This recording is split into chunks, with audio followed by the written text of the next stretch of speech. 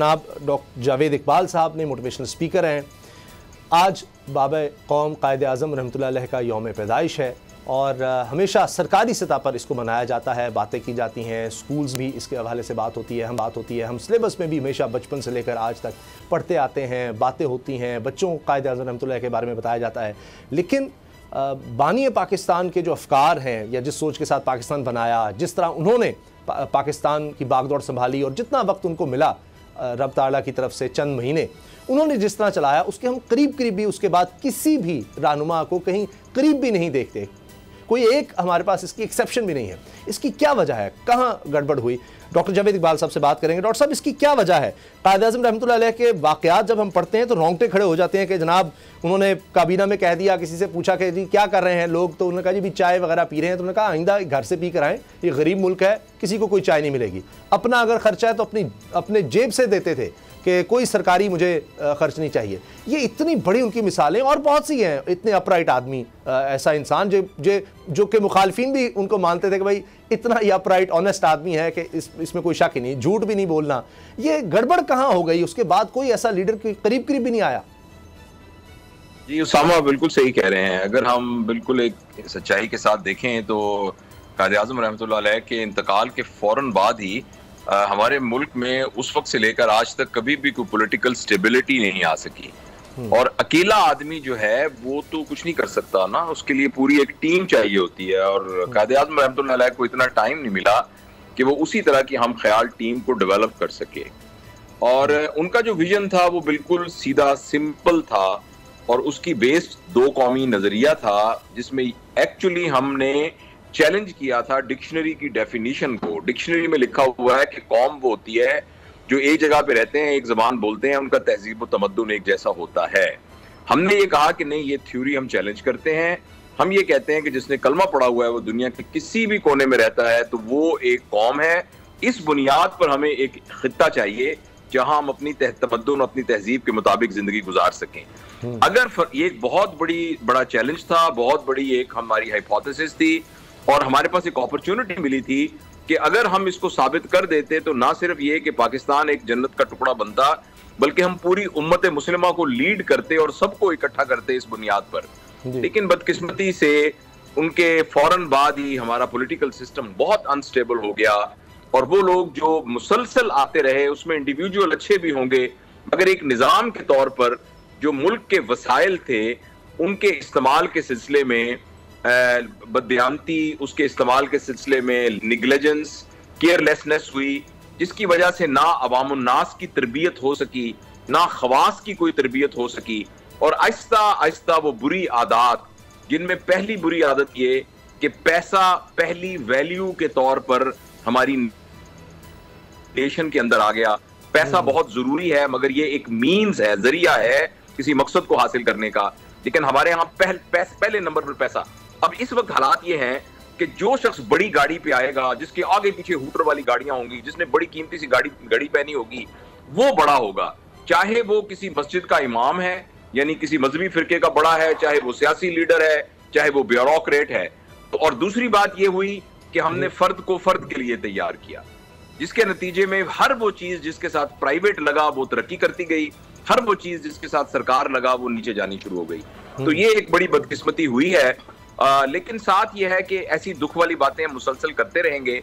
इसमें से अपॉर्चुनिटी को निकालना बहुत जरूरी है और उसकी अपॉर्चुनिटी ये है कि आपकी अहलिया और आपके बच्चे, मेरी अहलिया और मेरे बच्चे, ये इस पूरे मुआशरे का एक यूनिट है। मैं और आप ये इंतजार किए बगैर कि ऊपर से नवाज शरीफ साहब, कोई जरदारी साहब या कोई और आके ऊपर से हमारे ऊपर ये करेगा, क्योंकि वो ये सब हजरात, ये जितने भी सियासी, किसी नाम लिए बगैर, मैं बड़ी माजरत के साथ कहता हूं कि ये अपनी जिम्मेदारी को पूरे तरीके से नहीं पूरा कर सके। लिहाजा जो बॉटम टू टॉप अप्रोच है उसमें हम सब की ये जिम्मेदारी है कि हम अपने खानदान, मेरे खानदान में अगर 4 लोग हैं और मैं उन 4 लोगों को वैसा बना दूं जैसा एक पाकिस्तानी को होना चाहिए, तो इसका मतलब है मैंने पाकिस्तान की आबादी में से 4 बदमाश कम कर दिए। और ये बहुत जबरदस्त कंट्रीब्यूशन होगी। तो इसलिए हम सब इस सारे यानी मसाइल के अंदर से अपने आप से शुरू करके पाकिस्तान को फिर अपने पैरों पे खड़ा कर सकते हैं मेरे ख्याल में। ठीक, जबरदस्त बात आपकी। लेकिन आपने दुरुस्त कहा कि ये ना इंतजार करें कोई लीडरशिप अच्छी आएगी और हमें कोई ठीक कर देगा। लेकिन सर, जब हम कायदे आज़म रहमतुल्लाह अलैह को या अल्लामा इकबाल को पढ़ते हैं, कायदे आज़म यूनिटी, फेथ एंड डिसिप्लिन, ईमान, इत्तेहाद, तंजीम, तो ये तो हमें नज़र आता है ना कि एक सोसाइटी के लेवल पर उनके ये सोच है। आपने दुरुस्त कहा, उससे तो कोई डिसएग्रीमेंट है ही नहीं, और वहीं से ज़ाहिर है कि बदलना शुरू होगा, एक घर से फिर एक मोहल्ला, एक माशरा तश्कील पाएगा और फिर ऊपर तक मामला जाएगा। लेकिन कायदे आज़म ने कहा था हमने मिसाल बनाना है इसको, और ये इस्लाम के नाम पर बना, हमने दुनिया को दिखाना था। तो ये तो हम पता नहीं क्या कर दिया इस मुल्क के साथ 75 सालों में, और ऐसे नज़र भी नहीं आता कि हम किसी बेहतरी की तरफ जा रहे हैं। इसलिए लोगों में मायूसी बढ़ती है। तो हम जब बच्चों को पढ़ाते हैं, मुझ समेत हमने पढ़ा, लेकिन अपने अमल में क्यों नहीं ला सके कायदे आज़म को? जी, अब इस सिलसिले में देखिए, जिम्मेदारी अगर हम थोड़ा बिल्कुल एक ऑनेस्टली देखें तो पाकिस्तान के अंदर कोई तकरीबन 1 लाख, 2 लाख, 3 लाख लोग होंगे जो कि 5-6 पावर स्ट्रक्चर्स को होल्ड करते हैं, जिसमें हमारा एस्टेब्लिशमेंट है, जिसमें हमारी पॉलिटिशियंस हैं, जिसमें हमारी ब्यूरोक्रेसी है, जिसमें हमारी जुडिशरी है, जिसमें हमारा मीडिया है। आप लोग भी एक्चुअली एक पावर स्ट्रक्चर हैं। अच्छा, और इसके अलावा कुछ और लोग हैं जो कि फाइनेंसर्स हैं, जो कि किसी ओहदे पर तो नहीं होते, मगर वो अपनी मालत दौलत की वजह से वो चीजों को स्पॉन्सर करते हैं। ये 5-6 ग्रुप्स हैं जो कि यानी एक कोई ग्रुप मुल्क नहीं चला रहा, ये 5-6 पावर स्ट्रक्चर्स हैं जो कि जिनकी वजह से मुल्क के अंदर सारा निजाम चल रहा है।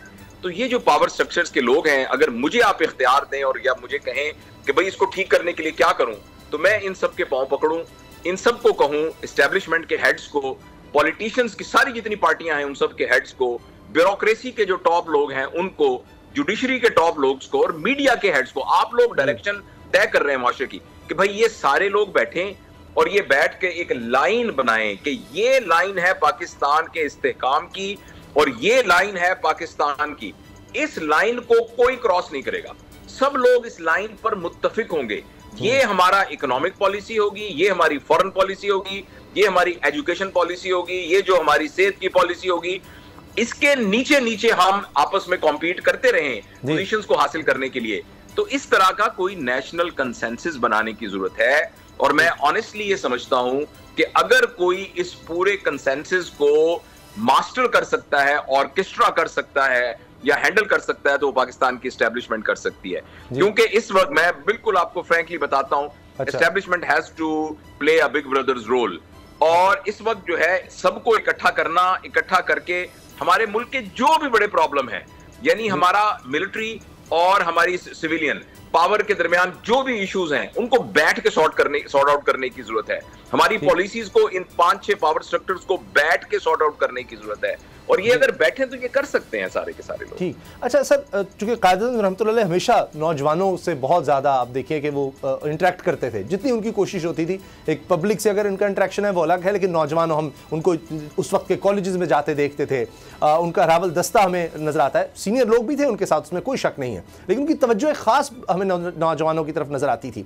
आज जब एक नौजवान देखता है कि हर दफ्तर में, सरकारी दफ्तर में, हर अफसर के पीछे कायदे आज़म की तस्वीर है, कोई ऐसा दफ्तर नहीं मिलेगा, लेकिन जो नीचे शख्स बैठा है वो बिल्कुल उससे उलट काम कर रहा है, तो दिल ही टूट जाता है। नोट पर कायदे आज़म की तस्वीर है और वो नोट फिर किस काम के लिए इस्तेमाल हो रहा है, तो ये तो हम एक अंदर नहीं डाल रहे होते हैं, एक सोच जहां दिल ही टूट जाता है कि यहां तस्वीर पीछे कायदे आज़म की और नीचे जो शख्स उसके सामने बैठा है वो सिर्फ और सिर्फ जुल्म करता है। जो जिस भी जगह पर कायदे आज़म की तस्वीर है उसका मतलब यह है कि उसने सर्व करना है पब्लिक को, हर दफ्तर का मकसद यही है, पब्लिक को सर्व करना है उसने, लेकिन वो वहां बैठकर जुल्म और जबर का वहां तक रसाई ही नहीं है, वो एक उस दफ्तर में पहुंचा ही नहीं जा सकता। तो ये तो हम अपने लोगों को ही नहीं मायूस कर रहे हैं कि जनाब दिखा कुछ रहे हैं और कर कुछ रहे हैं। जी, आप बिल्कुल सही कह रहे हैं। देखिए, हम लोग हमेशा नौजवानों की बात करते हैं कि आज का नौजवान बड़ा बिगड़ गया है। मैं ये समझता हूं कि हमारा आज का नौजवान बहुत मजलूम है। हमारे इस नौजवान को जिस किस्म की रोल मॉडलिंग चाहिए थी, हम उस तरह की रोल मॉडलिंग नहीं प्रोवाइड कर सके। मैं तो जिस कॉलेज में जाता हूं, जिस यूनिवर्सिटी में जाता हूं, सबसे पहले मैं हाथ बांध के सबसे माफी मांगता हूं। मैं नौजवानों को कहता हूं कि मेरी नस्ल और मुझसे जो मुत्तसिल नस्ल पहले थी, ये रिस्पॉन्सिबल है पाकिस्तान के अंदर उन तमाम सोशल फैब्रिक को खराब करने की। और मैं उनको ये कहता हूं कि हम आपसे ये रिक्वेस्ट कर रहे हैं कि आपके अब्बा जो थे वो शराब पी के घर में आके उधम मचाया करते थे, हम आपसे कह रहे हैं कि मेहरबानी करके अपने अब्बा की को कॉपी ना कीजिएगा।